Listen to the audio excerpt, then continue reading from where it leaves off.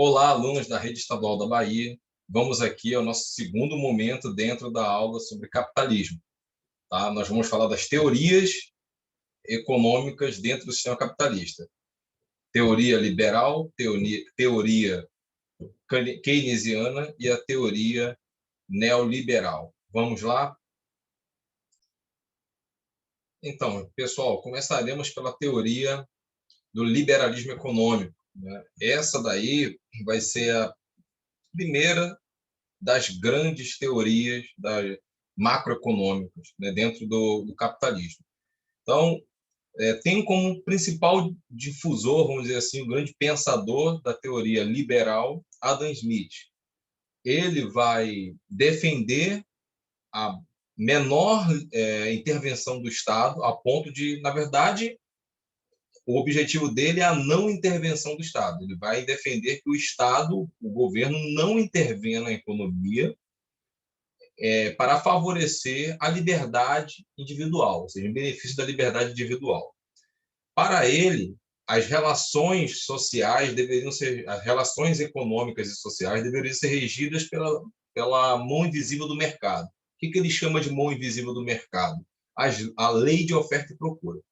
Então, para Adam Smith, essa era a lei que deveria reger as relações econômicas sociais, né? Contratação de empregados, demissão, compra de insumos para uma empresa, todas as relações econômicas deveriam ser gerenciadas pela chamada mão invisível, que é a lei do mercado, a lei de oferta e procura. O liberalismo vai ganhar força no século XVIII, né, juntamente com o capitalismo industrial. O capitalismo industrial veio com a Revolução Industrial a partir de meados do século XVIII. E a principal ideia é essa, que vocês têm que botar na cabeça: a não intervenção do Estado nessas relações econômicas. O que era a lei de oferta e procura, né? A lei de oferta e procura se dá da seguinte maneira: quanto maior a oferta de um bem e menor a sua procura, menor vai ser o preço daquele bem, menor vai ser o valor de mercado daquele bem. E quanto menor a oferta do bem e maior a procura, maior a demanda, maior vai ser o preço, o valor daquele bem. Essa é a lei de oferta e procura. E segundo, né, os cientistas econômicos, ela é a que vai reger a maioria das relações socioeconômicas. Então, aqui nós temos um exemplo. Por exemplo, aí, numa charge, vende-se uma casa que é confortável, né? E aqui, todo mobiliado, 900 e 1.000. Ela só tem 800. Qual é a ideia aqui? É que algum deles, segundo essa teoria, algum deles vai ter que baixar para o valor dela, porque ela é a única compradora e você tem dois vendedores disputando aqui os preços, né? Ele ofereceu 1.000, de cá ofereceu 900, opa, ela só tem 800, e aí? Um desses dois caras teriam que se adequar ao valor dela, porque tem uma oferta maior do que a procura. Ela representa a demanda e eles representam aqui a oferta. O liberalismo ele vai predominar no capitalismo do século XVIII até final do século XIX, início do século XX, mais ou menos. E o liberalismo ele vai atender inicialmente, né, as demandas, as necessidades dos capitalistas burgueses naquela época. Ele vai gerar muita desigualdade.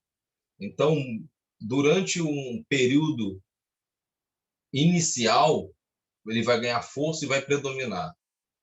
A partir do século XIX, muitos questionamentos vão surgir, muitas revoltas populares, surgimento de sindicatos com relação à exploração do trabalho.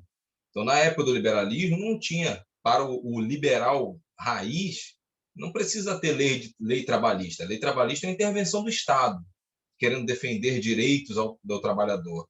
Segundo os liberais raízes, o liberal puro, ele acredita que a relação de trabalho ela pode ser feita num acordo bilateral entre o patrão e o empregado.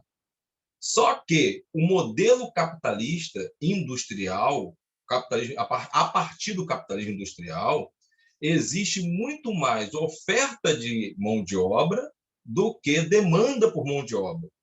Ah, por que isso, professor? Por conta das evoluções tecnológicas. As máquinas fazem o trabalho do homem mais rápido, né, e sem descanso, ainda por cima. Né? Então, a máquina substitui um volume grande de mão de obra. Com isso, cria-se o que o Karl Marx falava do exército de reserva. O que é o exército de reserva? É o conjunto de pessoas, a fila de pessoas em busca do emprego. Então, você tem baixa oferta de emprego com muita gente querendo trabalhar. O que acontece? A faca e o queijo, como dizem, está na mão do empregador, porque ele vai tentar fazer um contrato direto com o funcionário, com a pessoa que está cogitando trabalhar para ele, e aí ele vai dar aquelas condições mínimas. Né? O que o empregador vai oferecer é o mínimo para que aquele trabalhador aceite. Se o trabalhador não aceitar, por exemplo, ó, vou te dar a oferta, mas você não vai ter folga durante um mês. E a partir do segundo mês, você vai ter uma folga por mês. Você não vai ter mais folga todo fim de semana. Aí o cara, pô, mas eu gosto de passar o fim de semana com a família. Sinto muito, mas aqui você tem que trabalhar todos os dias e ter uma folga no mês. Fingindo que não há lei trabalhista defendendo seus direitos. Não tem lei trabalhista. Você está fazendo uma hipótese aqui, na época do período liberal. E como o desemprego era grande, o que acontecia? O empregador aceitava. Porque se ele não aceitasse, muitos de vocês já ouviram essa frase de alguns empregadores, né? Que é aquela coisa, ele diz o seguinte: se você não quer o emprego, tem quem queira. Tem uma fila enorme de pessoas desempregadas querendo realizar o seu trabalho. Então, o direito trabalhista, que vai vir a partir de muita luta sindical, a partir de revolta dos trabalhadores, ele vai atender essa necessidade de equilibrar a balança, porque a lei de mercado favorecia e favorece até hoje o grande capitalista, o investidor. O liberalismo econômico vai apresentar diversas falhas. Tá? Entre elas, vai aumentar, nós vamos ter um excesso de produção no final do século XIX, com desemprego alto, escassez de demanda. Então, excesso de produção com pouca demanda gera crise no capitalismo também. Por quê? Vai produzir e vai vender para quem? Né? Quem vai comprar o produto? Quando a empresa percebe que o produto não está tendo venda, o que a empresa faz? Ela reduz produção, reduz a linha de montagem, desacelera a linha de produção. Desacelerando a linha de produção, provavelmente ela demita mais alguns funcionários. Demitindo o funcionário, aquele funcionário que antes tinha salário para consumir não terá mais, então vai impactar mais ainda o mercado consumidor. E o liberalismo vai entrar em crise em 1929. Então, o sistema capitalista vai enfrentar uma das maiores crises econômicas da história, em 1929, representada nos Estados Unidos pela quebra da Bolsa de Nova York. Aí vai ganhar força o keynesianismo. O que é o keynesianismo? É o capitalismo com uma intervenção do Estado, o Estado equilibrando as coisas, o Estado oferecendo o mínimo de condições sociais ao ser humano, o Estado oferecendo alimentação, saúde, educação e a residência. Era a preocupação básica do sistema naquela época. E o excedente, né, que o trabalhador recebesse, ele iria consumir. Então, o objetivo era estimular o mercado consumidor para reestimular a economia e tirar o mundo da crise, principalmente nessa época os Estados Unidos. Então, o keynesianismo é o modelo é o nome que foi dado a esse modelo político nos Estados Unidos, que vai ajudar muito o New Deal, né, a política de reconstrução da economia dos Estados Unidos a partir da crise de 29. E na Europa ela ficou conhecida como teoria do bem-estar social. Né? Na verdade, esse sistema ele vai ser uma resposta também ao movimento sociopolítico que crescia muito no leste europeu, na Ásia, que era as revoltas, as revoluções socialistas. Tá? Já naquela época, tinha uma preocupação do capitalismo em atender algumas demandas para que o país não deixasse, a economia não deixasse de ser capitalista e virasse socialista, que algumas revoluções populares já estavam acontecendo, já tinham acontecido. Né? Então, já tinha acontecido na França, depois, né, lá no século XIX ainda, depois isso foi revertido. Aconteceu em 1910 no México, a revolta dos camponeses. Aconteceu em 1917 na Rússia. Então, o socialismo estava ganhando força. Para evitar essa situação, o que o capitalismo fez? Ele se adaptou. Né? Então, eu costumo dizer que pode-se negar várias qualidades do modelo socialista, menos a qualidade de opositor, de oposição. Porque tendo uma ideologia, um sistema de oposição, fez o capitalismo se adaptar e se humanizar mais, ceder alguns pontos, né? Porque se ele não faz isso, provavelmente outras revoluções iam ocorrer. Tá? O outro modelo, o modelo neoliberal, ele já vai surgir com, vamos dizer assim, um enfraquecimento do keynesianismo e da teoria do bem-estar social, que vai acontecer muito também pela queda do mundo socialista, pela fragmentação da ex-União Soviética, e aí o capitalismo deixa de ter um modelo opositor. Né? Já tem toda aquela coisa, o socialismo não dá certo, o nosso modelo é melhor. E aí vem os neoliberais, e é melhor ainda se ele for totalmente liberal. Então, por quê? Nos anos 70, a economia capitalista também passou por crise, né, do modelo.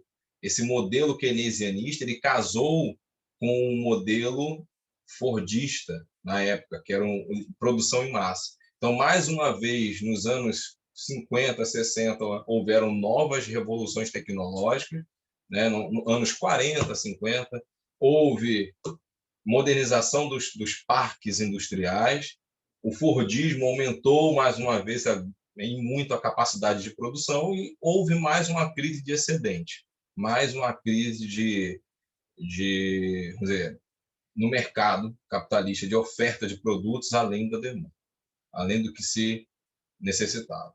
Houveram também nos anos 70 crises, a crise do petróleo, houveram algumas crises econômicas espalhadas pelo mundo que vão impactar o modelo também. Vem o neoliberalismo. Como o nome já diz, é um novo liberalismo. Qual é a diferença do neoliberalismo, que vai vir, inclusive, para dar a base econômica do modelo da globalização? Né? O que o neoliberalismo vai fazer? Ele vai pregar a menor intervenção do Estado, vai pegar o Estado mínimo. A diferença para o liberalismo. O liberalismo, de preferência, Estado zero, interferindo nas relações econômicas. O neoliberalismo, não.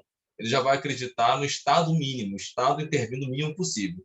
O maior objetivo do liberalismo era reativar a livre concorrência, principalmente no mercado internacional. Era derrubar o poder do Estado, enfraquecer as fronteiras para que tanto o financeiro como a circulação de produtos ela fosse muito mais facilitada. Tá? O neoliberalismo ele vai surgir aí vai ressurgir, né, com a figura do Milton Friedman, né? E aí nós vamos ter algumas características aí simbólicas do neoliberalismo que são importantes para a gente compreender que é o modelo que nós vivemos atualmente, né? Mínima participação do Estado nos assuntos da economia de um país, né? O Estado mínimo, o próprio Estado cria vamos dizer assim, as ferramentas para tirar o seu poder dentro dessa regulação, né, econômica. Pouca intervenção do governo no mercado de trabalho, a gente chama de flexibilização de leis trabalhistas, tá? Com a desculpa de que não há outra alternativa para gerar emprego, oferece ao empregador e ao trabalhador uma condição de trabalho com menos garantias ao trabalhador, para tentar reestimular a contratação. Isso também vem com a crise econômica, de reestruturação, de valorização, vamos dizer assim, de reestruturação tecnológica na empresa. É o desemprego estrutural. O desemprego estrutural também vai gerar essa ferramenta. Né? E aí tem esse slogan: não há outra alternativa, não tem outro caminho. Se a gente não diminuir a, a, a atuação, vamos dizer, se não diminuir os direitos do trabalhador, o empregador vai preferir colocar máquinas do que colocar um funcionário. E assim vai. Política de privatização: o Estado, durante o keynesianismo, em vários países, ele era dono de bens, o Estado era dono de empresas, e o neoliberalismo vai pregar a venda, né, desses ativos, a venda dessas empresas e desses bens. Abertura econômica, como eu falei antes, vai flexibilizar as leis para a entrada de multinacionais, para a circulação de capital, adoção de medidas contra o protecionismo. Só lembrando, o protecionismo ele foi muito usado na época do keynesianismo, porque o protecionismo é uma ferramenta do Estado para proteger as empresas nacionais. Tá? Ou seja, o protecionismo ele é o contrário da flexibilização e da facilidade do livre comércio. Ele vai bater de frente ao contrário, é a contramão do livre comércio. Flexibilização do sistema financeiro para facilitar as trocas cambiais e as trocas de capitais, os investimentos de um país para o outro. Em alguns casos, leis ambientais mais brandas, porque as leis ambientais que ganham força nos anos 70, 80 e 90, elas acabam causando, né, prejuízo aos investidores. Responsabilidade fiscal, controle de gastos públicos. Muitos países vão aprovar leis para controlar os gastos do Estado. Né? Então, essas são as principais características do modelo neoliberal. Dentro do capitalismo, nós temos essas três vertentes: liberalismo, que é a não intervenção do Estado, com Adam Smith; keynesianismo, com Keynes, que na Europa vai se chamar teoria do bem-estar social. Lembrando que muitos países até hoje usam esse modelo: Canadá, Austrália, Noruega, Dinamarca. Os países que têm a melhor qualidade de vida no mundo desenvolvido ainda adotam o modelo keynesianista.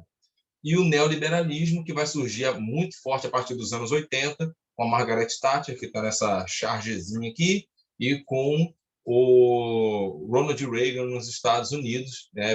O neoliberalismo vai surgir com a queda do socialismo no leste europeu. Gente, por hoje é só. Até a próxima. Fique ligado no nosso canal. E é isso.